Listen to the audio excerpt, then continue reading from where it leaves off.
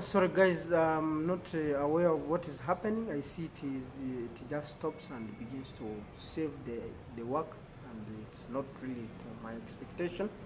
Anyway, those are the challenges of using technology. But I was on point number 4, where we said we must be able to create value and engaging content still. What we're saying is that most times we are having these newsletters to advertise ourselves, to promote our businesses, and so on. But what we're saying is that sometimes the advert should actually form a small percentage of what we're communicating. When we talk of creating valuable content, we mean a content that can be educative, a content that the customer or the client or the public may be able to benefit from immediately, especially on how to use maybe products, maybe taking health measures for the public, and so on. So a content that is going to make sure that they are really interested into finding out what it is all about. And why we do that is to attract them to have a look at our newsletter. Because without that, if they are bored of always our emails or the newsletters that for us we are just sending this and we're advertising, then they can be bored. But if we have another content apart from just the advert, then it will be of much significance.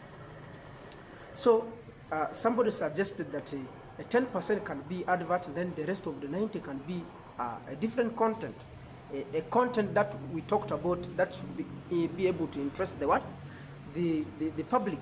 Otherwise, they may not even be tempted to open our emails.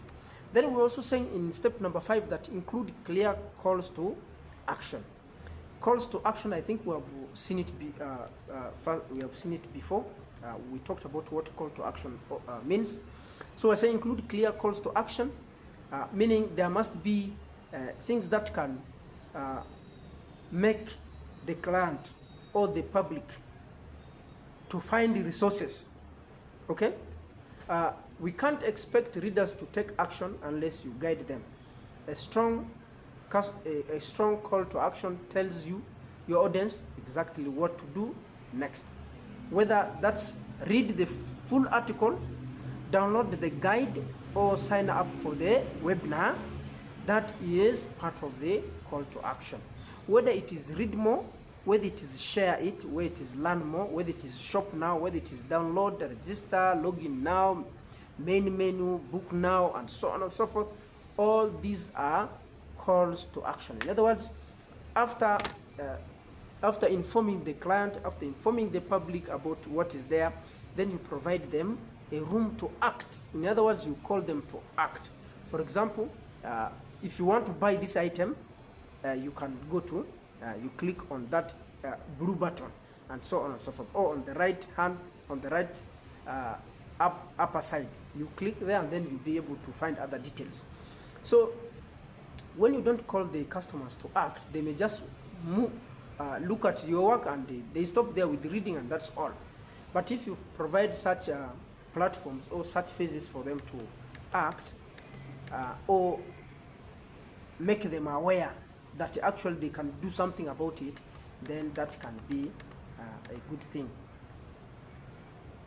And we're saying for the call to action to be to work, it needs to be very specific, concise, actionable, focused on the reader's benefits, and so on. So it must be specific, like we said. For more information, we just say for more information. That means